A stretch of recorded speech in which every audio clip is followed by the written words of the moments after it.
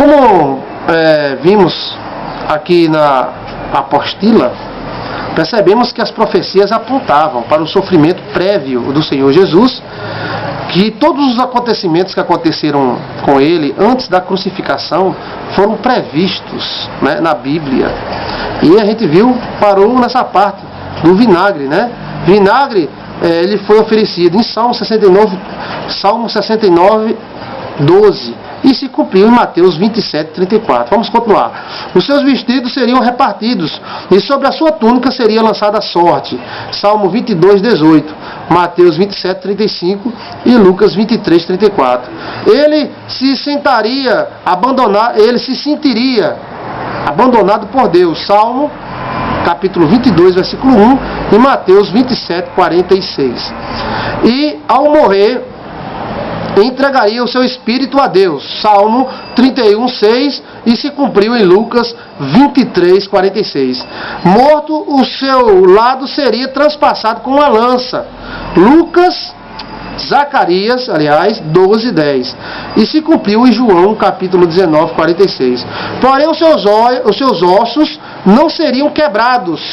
Salmo 34, 19 a 20. E João 19, 33 e 36. Jesus seria sepultado entre os ricos.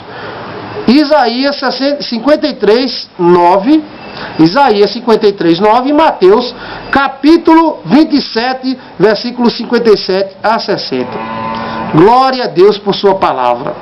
O testemunho uniforme das Escrituras sobre a morte de Jesus desfaz as doutrinas erradas a respeito dele. Satanás foi derrotado pela morte de Jesus Cristo. Por isso ele procura, através da teologia falsa, desfazer os feitos poderosos da morte de Cristo. Vejamos algumas considerações erradas sobre o assunto. A morte de Jesus foi somente a morte do mártir, ou seja, a morte de Jesus foi somente a morte de um mártir. Dizer que Jesus somente morreu por algumas ideias às quais foi fiel, porém a Bíblia afirma que Jesus morreu, dando a sua vida em resgate de muitos. Mateus 20, 28. Se ele fosse somente um mártir, outros mártires mostraram muito mais alegria e disposição para morrer do que Jesus perante a história. É verdade. Mas Jesus ele se sentiu abandonado por Deus. Mateus capítulo 27, versículo 46. Jesus morreu acidentalmente, porque a força do inimigo era superior. Jesus morreu para dar um elevadíssimo exemplo de sujeição e humildade. Tudo questões de ponto de vista que nós e a teologia consideramos errados. Jesus foi aceito por Deus como representante de toda a humanidade. Quando Jesus morreu, ele foi aceito por Deus como representante de toda a humanidade. Jesus é chamado na Bíblia o segundo homem, ou segundo Adão. 1 Coríntios 15, 47. Ou último Adão. 1 Coríntios 15, 45. Esses textos são importantíssimos.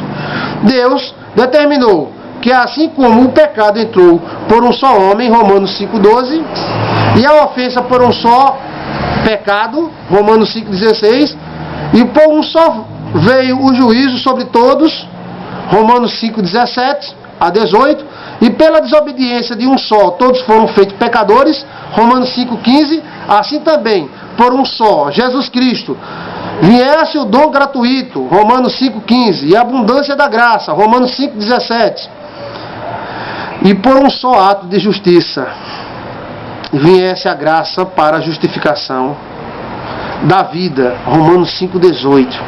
E pela obediência de um, muitos seriam feitos justos, Romanos 5, 20. Puxa, glória a Deus! Isso é maravilhoso. A morte de Cristo é algo que é para comemorarmos. Vamos continuar, que é a apostila abençoada, hein? Para Deus só existe um mediador entre Deus e os homens. 1 Tessalonicenses 2, 5 a 6. Um fiador. Hebreus 7, 22. Jó 16, 19. assim como o cordeiro pascual no Egito foi degolado em favor de todos os que estavam em uma casa, Êxodo 12, 13 e 23, assim também Jesus, o nosso cordeiro pascual, 1 Coríntios 5, 7, foi sacrificado por nós, 1 Pedro 3, 18. Jesus é assim o nosso substituto, que se apresentou em nosso favor e morreu em nosso lugar. Glória a Jesus. Romanos 5, 6 a 8 e Romanos 8, 32, Romanos 14, 5, Gálatas 2, 20, Gálatas 3, 13, Efésios 5, 25, 1 Tessalonicenses 5, 10 e 2 Timóteo 2, 6 e Tito 2, 14. É texto em cima da palavra.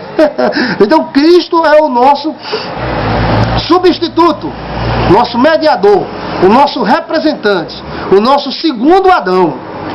Como nosso substituto, Jesus tomou sobre si os nossos pecados. Todos os homens estavam debaixo do pecado, Romanos 3, 23. E por isso também debaixo da ira de Deus, Romanos 1, 18. Efésios 5, 6. Marchando para a ira futura do Senhor, Romanos 2, 5. Mas Jesus se manifestou para aniquilar o pecado pelo sacrifício de si mesmo, Hebreus 9, 28. Para isso foi necessário que levasse em seu corpo os nossos pecados, 1 Pedro 2, 24. Na lei do sacrifício pelo pecado temos um detalhe que de modo maravilhoso serve de figura para este assunto.